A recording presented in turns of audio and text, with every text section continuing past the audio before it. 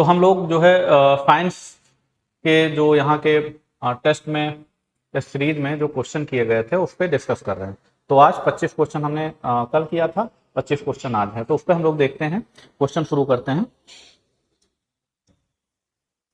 कथन कारण में है, पूरी तरह से घर्षण रहित सतह पर चलने वाले व्यक्ति सीटी बजाकर खुद को गति में ला सकते हैं। कथन है, कारण है, यदि किसी सिस्टम पर कोई बाहरी बल कार्य नहीं कर रहा है तो उसका संवेग नहीं बदलेगा। ये क्या है? संवेग संरक्षण की थ्योरी है। संवेग संरक्षण की क्या है? ये थ्योरी है। इसमें क्या है? ये सही हो जाएगा। दूसरा क्या है? पूरी तरह से घर्षण रहित सतह पर चलने वाला व्यक्ति सीटी बजाकर खुद को गति में ला सकता है। जब हम सीटी बजाएंगे तो क्या होगा? सीटी बजाने से प्रेशर क्रिएट होगा विपरीत दिशा में, तो घर्षण नहीं भी है तब भी क्या होगा? हम मूव करेंगे। तो क्या है इसमें? क्या हो जाएगा? दोनों सही हो जाएगा, लेकिन कथन कारण क्या है? नहीं होगा। तो क्या हो जाएगा? बी हो जाएगा। इसका क्या हो जाएगा? बी हो जाएगा। एक ट्रक, एक कार और एक मोटरसाइकिल की गतिज ऊर्जाएं समान है। क्या कह रहा है? जो गतिज ऊर्जाएं हैं वो क्या है? समान है। यदि समान अवरोधक बल लगाए जाएं और वो क्रमशः क्या हो? एक्स हो, वाई हो और जेड हो। मतलब ट्रक, कार और मोटरसाइकिल पर एक्स, वाई और जेड फोर्स लगाए जा रहे हैं, तो क्या होगा?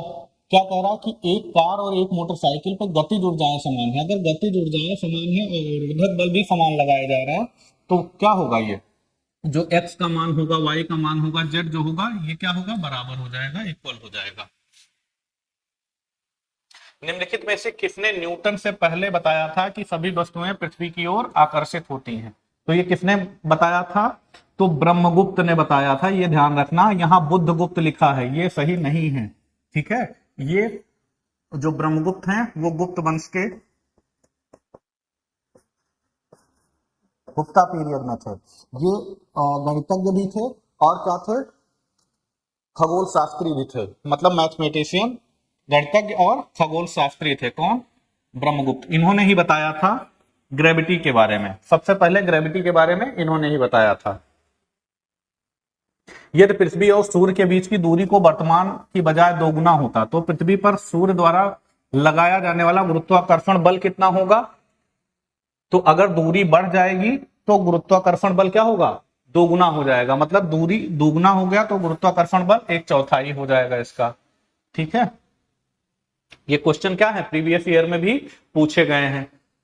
पौधों में लैंगिक प्रजनन के संदर्भ में निम्नलिखित कथनों पर विचार कीजिए। बाह्य दल और पंखुड़ियां फूल के प्रजनन अंग जिसमें प्रजनन कोशिकाएं होती हैं। देखो फ्लावर का जो पार्ट होता है तो उसमें क्या होगा? बाहर की तरफ आप देखेंगे, जैसे ये सपोज करिए फ्लावर है, तो फ्लावर में कुछ हरा वाला पार्ट होगा किनारे, फिर एक पार्ट और होगा, फिर उसके बाद मेन पार्ट होगा, वहां क्या होगा? उसका जो मेल और फीमेल पार्ट है वो होगा फ्लावर में। तो जो बाहर वाले पार्ट हैं उसको क्या कहा जाता है? बाह्य दल और पंखुड़ियां, यानी सेपल्स एंड पेटल्स। तो सेपल्स क्या होते हैं? ग्रीन कलर के होते हैं। आप देखिए कोई फ्लावर देखेंगे तो किनारे पर ग्रीन कलर की संरचना होती है, फिर उसके बाद जो चमकता है वो क्या है? पेटल्स है। जो कलरफुल होते हैं वो क्या होते हैं? पेटल्स होते हैं। लेकिन ये क्या है? रिप्रोडक्टिव पार्ट क्या है? ये दोनों रिप्रोडक्टिव पार्ट नहीं है। जैसे लिख रहा है ना प्रजनन अंग, तो ये रिप्रोडक्टिव पार्ट नहीं है। पुंकेसर पौधों का नर प्रजनन अंग है, यानी स्टमन। स्टमन क्या है? नर प्रजनन अंग है। और एक होता है स्टिग्मा। स्टिग्मा ये क्या है? या हिंदी में क्या कहा जाता है इसको? वर्तिकाग्र। ये क्या है? ये फीमेल रिप्रोडक्टिव पार्ट है। ये मेल रिप्रोडक्टिव पार्ट है। यहां क्या बनेगा? एंथर बनता है। एंथर बनता है। और इस पे क्या बनेगा? ये फीमेल रिप्रोडक्टिव पार्ट है।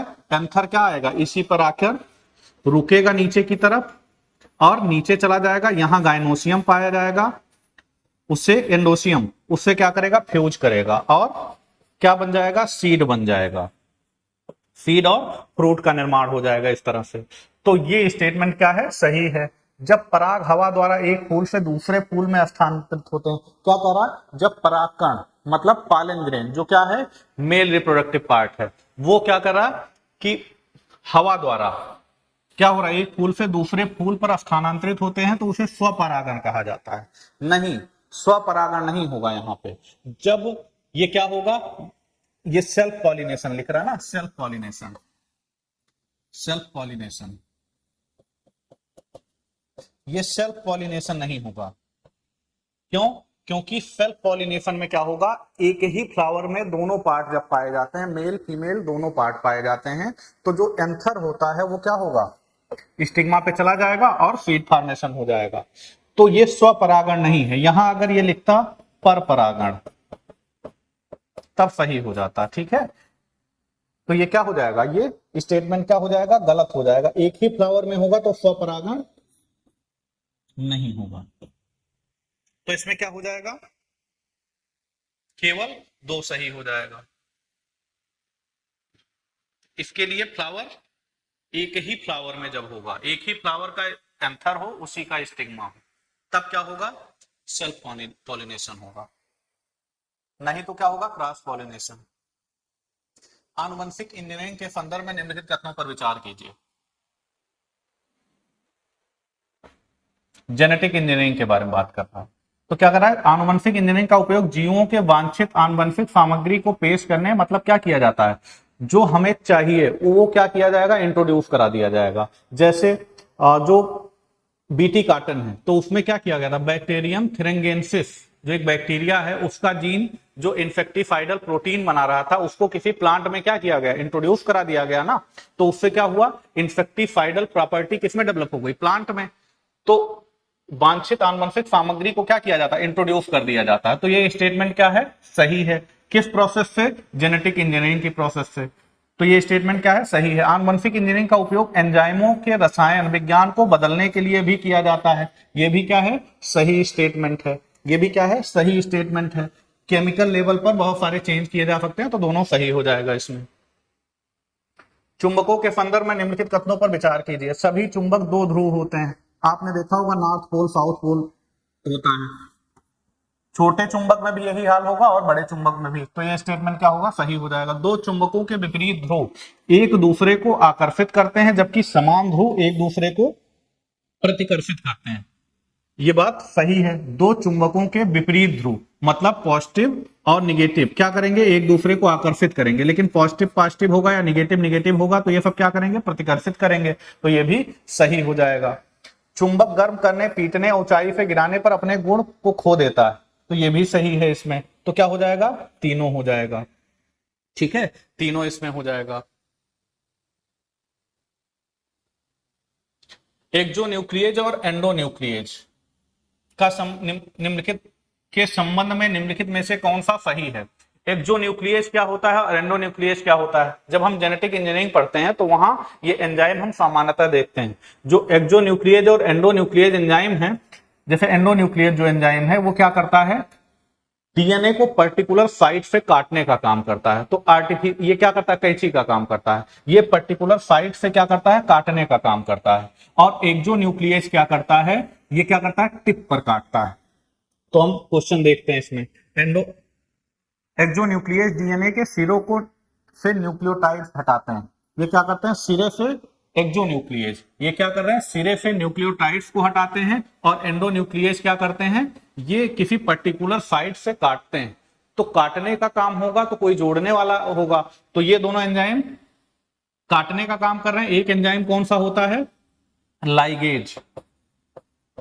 ये क्या करता है, ये जोड़ने का काम करता है। ये कहां जोड़ रहे हैं, जब हम बैक्टीरिया का क्या करते हैं, जब हम किसी जीन का क्लोन कराते हैं, जब हम किसी जीन का क्या करते हैं, सॉरी जीन का क्लोन कराते हैं, तो उसमें क्या होता है, हम बैक्टीरिया के प्लाज्मिड को यूज करते हैं ना, प्लाज्मिड को यूज करते हैं। उस प्लाज्मिड में क्या होगा, उस प्लाज्मिड को पर्टिकुलर प्लेस पर कौन काटेगा, एंडोन्यूक्लियेज। और वहीं पे एक्सोन्यूक्लियेज भी यूज होगा। और लाइगेज क्या करेगा, जब जोड़ना होगा कोई जीन को, जब हम इसमें जोड़ेंगे ताकि उसकी आइडेंटिकल कॉपी बन सके, तो वो कौन सी प्रोसेस होगी, उसको लाइगेशन कहा जाता है। एंजाइम कौन सा होगा, लाइगेज। ये क्या करेगा, जोड़ने का काम करता है। तो कौन सा हो जाएगा इसमें, एक्सोन्यूक्लियेज डीएनए सिरों से न्यूक्लियोटाइड्स को क्या करते हैं, हटाते हैं। ये टिप पर क्या करेंगे, काटेंगे। वहां पे कुछ न्यूक्लियोटाइड्स होते हैं वहां पे उस न्यूक्लियोटाइड्स को हटाने का काम करते हैं ये। मानव प्रजनन प्रणाली के संदर्भ में निम्नलिखित कथनों को कौन सा कथन सही है? शुक्राणु उत्पादन के लिए सामान्य शरीर के तापमान से अधिक तापमान की आवश्यकता होती है। ऐसा है? ऐसा नहीं है। सामान्य तापमान की अधिक आवश्यकता नहीं होती। भ्रूण प्लेसेंटा ऊतक की मदद से मां के रक्त से क्या होता है? पोषण मिलता है। The embryo receives nutrition from mother's blood with the help of क्या है? प्लेसेंटा। तो एक प्लेसेंटा हो गया, इसी को अम्बिलिकल कार्ड भी कहा जाता है। प्लेसेंटा या गर्भनाल हिंदी में कहते हैं, गर्भनाल, प्लेसेंटा या अम्बिलिकल कार्ड। इसी से क्या होता है? बच्चा मां से जुड़ा होता है। इसी को जब कट किया जाता है तो वहां से जो ब्लड का सैंपल होता है उससे स्टेम सेल जो बैंकिंग का कॉन्सेप्ट आया है वहीं से आया है। स्टेम सेल बैंकिंग, जब गर्भनाल काटा जाता है तो वहां क्या होते हैं? स्टेम सेल्स होते हैं। और स्टेम सेल वहीं से क्या होगा? स्टेम सेल बैंकिंग का कॉन्सेप्ट आएगा। तो इस समय जो हम लोगों के यहाँ क्या है? स्टेम सेल बैंकिंग बड़े पैमाने पर चल रही। तो कहां से आएगा? प्लेसेंटा से। और उसी के जरिए क्या होगा? बच्चे को भोजन मिलेगा। तो इसमें क्या है? कौन सही होगा? केवल 2 सही होगा। इसमें जो लिख रहा है कि ज्यादा तापमान की जरूरत नहीं होती, केवल 2 सही हो जाएगा। निम्न में से किसमें क्या होगा? Negative charge. किस पे होगा निगेटिव चार्ज? तो अल्फा पे क्या होगा? पॉजिटिव चार्ज होगा। बीटा पे निगेटिव चार्ज होगा। गामा पे ये क्या होगा? उदासीन होगा। ये क्या होगा? न्यूट्रल होगा। ठीक है, उदासीन होगा ये, या चार्ज होगा। तो किस पे निगेटिव चार्ज है? तो बीटा पे निगेटिव चार्ज है। उच्च तापमान पर रासायनिक प्रतिक्रिया तेज हो जाती है। क्या है? Chemical reaction becomes faster at higher temperature. तो क्या है? अणुओं की गति क्या होती है? जो पार्टिकल्स का मोशन है वो तेज हो जाएगा जब टेम्परेचर ज्यादा होगा। टेम्परेचर ज्यादा होगा तो पार्टिकल का मोशन क्या होगा? तेज हो जाएगा। तो कथन सही है। उच्च तापमान पर आणविक गति और कम हो जाती है। तो कम नहीं होती है बल्कि बढ़ जाती है। तो कथन सही है। कारण क्या है? गलत है। तो ए सही है और आर गलत है। तो आंसर क्या हो जाएगा? सी हो जाएगा। फास्फेट परीक्षण किसके विश्लेषण के लिए किया जाता है? तो फास्फेट विश्लेषण जो है मेनली किया जाता है ब्लड के लिए, ब्लड में यूरिन के लिए, या कोई ऑर्गेनिक मैटर हो उसके लिए। ब्लड के लिए, रक्त के लिए, मूत्र के लिए और ऑर्गेनिक मैटर के लिए किया जाता है। और दूध के लिए भी इसका उपयोग क्या है? किया जाता है। तो क्या हो जाएगा इसमें? ए सही हो जाएगा। ए सही हो जाएगा। कौन सा सुमेलित नहीं है? इसमें क्या है? कौन सा सुमेलित नहीं है? डीसैलिनेटेड। तो किसका होगा डीसैलिनेशन? जिसमें ज्यादा सैलिनिटी होगी। तो समुद्री जल में सैलिनिटी ज्यादा होती है। तो डीसैलिनेशन किसका होगा? समुद्री जल का। इसमें क्या यूज होगा? कौन सी प्रोसेस? Reverse osmosis. क्या होगा? मतलब विपरीत परासरण। ठीक है। कौन सा? डीसैलिनेशन। रिवर्स ऑस्मोसिस कहां होगी? ड्रिंकिंग वाटर में। तो रिवर्स ऑस्मोसिस जहां होगी उसी से क्या होगा? ड्रिंकिंग वाटर बन जाएगा। तो ये भी क्या हो जाएगा? सही हो जाएगा। Denatured protein. प्रोटीन डीनेचर, जैसे ताप बढ़ेगा वैसे जो अमीनो प्रोटीन किससे बनी होती है? अमीनो एसिड की पॉलीपेप्टाइड चेन होती है ना। तो जैसे ही टेम्परेचर बढ़ेगा वैसे ये बॉन्ड क्या होगा? टूट जाएगा और प्रोटीन क्या होगी? डीनेचर्ड हो जाएगी। मतलब अपनी प्रकृति को क्या करेगी? खो देगी। एंजाइम्स क्या होते हैं? प्रोटीन के बने होते हैं। तो एंजाइम अपना नेचर किसके कारण खो सकता है? टेम्परेचर के कारण। तो प्रोटीन क्या होगी? डीनेचर्ड या विकृत हो जाती है। ठीक है, तो ये भी सही है। पास्चुराइजेशन किसका होता है? मिल्क का। और यहां क्या लिखा? टी। तो चाय का होता नहीं। तो ये क्या हो जाएगा? सुमेलित नहीं है तो डी हो जाएगा। ऑस्मोसिस प्रक्रिया में विलायक, in the process of osmosis solvent moves from concentrated solution to dilute. मतलब सांद्र से क्या है? किस तरफ जा रहा है?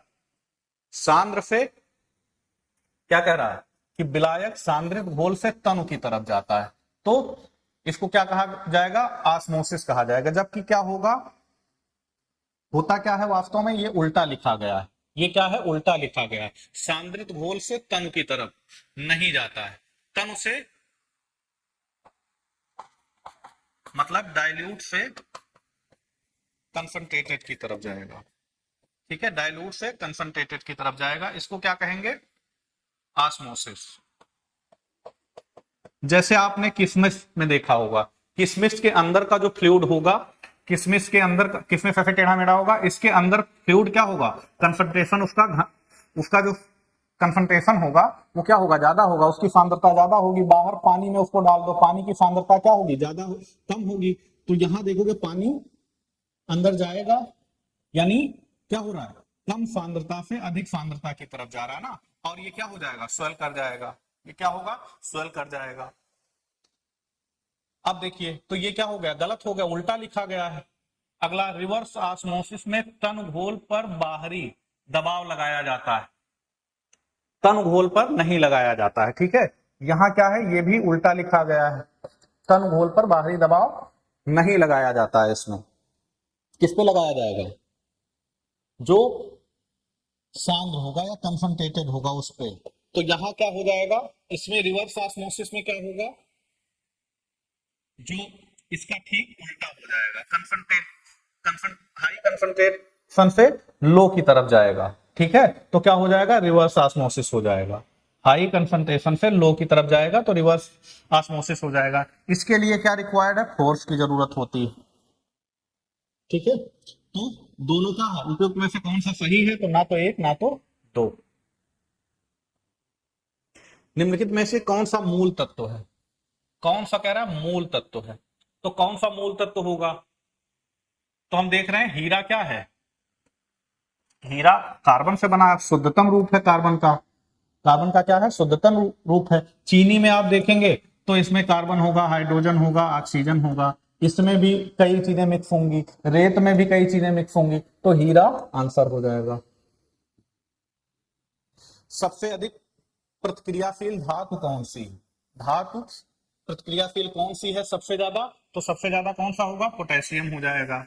पोटेशियम के बाद क्या हो जाएगा, सोडियम हो जाएगा, उसके बाद कौन सा हो जाएगा, कैल्शियम, देन क्या होगा, आयरन हो जाएगा। तो सबसे ज्यादा पोटेशियम, उसके बाद सोडियम, उसके बाद कैल्शियम, देन आयरन। ये अभिक्रियाशीलता का क्या है, घटता हुआ क्रम है। सबसे ज्यादा किसका होगा, पोटेशियम का, देन सोडियम, उसके बाद कैल्शियम, देन आयरन। सोडियम धातु को केरोसिन में संग्रहित किया जाता है, सोडियम धातु को केरोसिन में संग्रहित किया जाता है। ये क्या है, सही है। सोडियम क्या है, धातु है, चमकीली धातु होती है। ठीक है, बहुत चमकदार धातु होती है, बहुत सॉफ्ट होती है, बहुत नरम होती है, जिसको आसानी से चाकू से भी काटा जा सकता है। ठीक है, इसको कहां रखा जाता है, तो केरोसिन में रखा जाता है या मिट्टी के तेल में रखा जाता है। और धातु सोडियम हवा के संपर्क में आने पर ऑक्साइड बनाती है, तो ये सही है, ऑक्साइड बनाएगी और क्या होगी, जल जाती है, ये क्या होगी, जल जाएगी। तो इसका मतलब कथन और कारण क्या है, दोनों सही है, इसकी व्याख्या भी कर रहा है। ये वाटर के साथ बहुत तेजी से रिएक्ट करेगी, सोडियम क्या करेगी, वाटर के साथ रिएक्ट करेगी और क्या बनाएगी, हाइड्रोजन बनाएगी प्लस हीट प्रोड्यूस करेगी। ठीक है, हाइड्रोजन बनाएगी वाटर के साथ और हीट प्रोड्यूस करेगी। कौन सा श्वेत धातु कहा जाता है, किसे कहा जाता है, इसमें ये फैक्चुअल क्वेश्चन है। व्हाइट मेटल कौन सा है, तो लिथियम और लेड को व्हाइट मेटल कहा जाता है, लिथियम और लेड को क्या कहा जाता है, व्हाइट मेटल कहा जाता है। पारा आमतौर पर थर्मामीटर के में उपयोग किया जाता है, क्योंकि इसकी विशेषता क्या है, तो पारे की विशेषता क्या है कि ये चिपकता नहीं है। जैसे पानी आप रखेंगे तो ऐसी संरचना बनेगी, लेकिन आप पारा अगर रखते हो तो ऐसी संरचना निर्मित होगी। मतलब क्या है, यहाँ ग्लास पर वो चिपकता नहीं है, ग्लास पे क्या होगा, चिपकेगा नहीं। और क्या होगा, ये आप देखिए ओपेक होता है, मतलब अपारदर्शी होता है। क्या होता है, अपारदर्शी होता है। इसका जो बॉइलिंग पॉइंट है, बॉइलिंग पॉइंट है वो कितना होता है, 360 डिग्री के आसपास होता है, 356 डिग्री के आसपास होता है। और इसका जो फ्रीजिंग पॉइंट है वो भी 30-35 डिग्री के आसपास होता है, -30-35 डिग्री। ठीक है। और अगर पर्वतीय क्षेत्रों में जहां तापमान बहुत ज्यादा होगा वहां क्या यूज किया जाएगा, एल्कोहल का यूज किया जाएगा। तापमापी में वहां क्या होगा, एल्कोहल का यूज किया जाएगा, क्योंकि उसका जो फ्रीजिंग पॉइंट है और ज्यादा कम है। ठीक है। तो ये क्या है, एक मेटल है और लिक्विड फॉर्म में पाया जाता है। इसका जो हीट के प्रति क्या है, जो हीट का प्रसार होता है वो इसमें बहुत तेजी से होता है। हीट का प्रसार क्या होता है, बहुत तेजी से होता है, चमकीला है, रीड करना आसान हो जाता है इसको। ठीक है। तो क्या हुआ, इसकी चालकता क्या हो जाएगी, बहुत ज्यादा होती है। हीट जैसे बढ़ेगा तो आप देखेंगे तापमापी में तुरंत ही इसकी ऊंचाई क्या होगी, बढ़ने लगेगी। तो चालकता क्या होती है इसकी, ज्यादा होती है, कंडक्टिविटी, हाई कंडक्टिंग पावर। देखो इसमें रबर का वल्कनाइजेशन होता है। ठीक है। खाद्य वसा का हाइड्रोजनीकरण होता है। इसमें निकिल की प्रेजेंस में होता है। निकिल क्या है, कैटालिस्ट के, इसमें निकिल क्या करेगा, कैटालिस्ट के फॉर्म में काम करेगा। हाइड्रोजन की प्रेजेंस में क्या होगा, खाद्य वसा बन जाएगी। तांबा प्रगलन में अपघटन कपूर का नहीं होता है। ठीक है। डिकम्पोजिशन इसका क्या होगा, नहीं होगा। तो ये सही हो जाएगा। सुमेलित नहीं है तो सुमेलित ये नहीं है। ये क्या होगा, कपूर क्या होगा, कपूर सीधा सॉलिड से गैस में कन्वर्ट होता है। सॉलिड से गैस में करो, इसको क्या कहते हैं, ऊर्ध्वपातन कहा जाता है। इसको क्या कहा जाता है, ऊर्ध्वपातन। हाल ही में 148वीं अंतर संसदीय संघ की बैठक कहां हुई है। अंतर संसदीय बैठक, इंटर पार्लियामेंट्री यूनियन मीटिंग कहां हुई है, तो ये हुई है जिनेवा स्विट्जरलैंड में। ये कहां हुई है, जिनेवा स्विट्जरलैंड में। करंट का क्वेश्चन है। इसको 1889 में बनाया गया था। ठीक है। डिजिटल मार्केट एक्ट जो हाल ही में खबरों में था, किस संगठन से संबंधित है। डिजिटल मार्केट एक्ट जो है किससे संबंधित है, तो यूरोपियन यूनियन से संबंधित है। इसमें जो है गूगल, एप्पल, मेटा, इन सब पे क्या किया गया था, जांच की जा रही है इसकी कि ये मार्केट को जो है, जो मार्केट है उसको प्रभावित ना करे। इस संदर्भ में इसकी जांच की जा रही है। किससे संबंधित है, यूरोपीय संघ से। भारत की सबसे बड़ी जल विद्युत उपयोगिता एनएचपीसी ने हाल ही में राजस्थान के बीकानेर में नवीकरणीय परियोजनाओं के लिए किस देश से ऋण प्राप्त किया है, तो ये जापान से प्राप्त किया है। ये सब फैक्चुअल इंफॉर्मेशन है। हाल ही में अत्यधिक गर्मी एवं वैश्विक शिखर सम्मेलन का आयोजन किन दो संगठनों द्वारा किया गया। अत्यधिक गर्मी पर, टेम्परेचर क्या हो रहा है, बढ़ रहा है। हीट वेव जो है अमेरिका जैसे देशों में महसूस, यूरोपियन कंट्रीज में महसूस किया गया। तो वैश्विक शिखर सम्मेलन गर्मी पर किसने कराया था, तो ये क्या है, यूएसए का संगठन है जो विश्व विकास की निगरानी करता है, और रेड क्रॉस, इन दोनों ने मिलकर कराया था। पारस उपग्रह किस देश द्वारा प्रक्षेपित किया गया है, तो पारस उपग्रह जो है ईरान का उपग्रह है। किसका है, ईरान का उपग्रह। ठीक है। ठीक है, थैंक यू।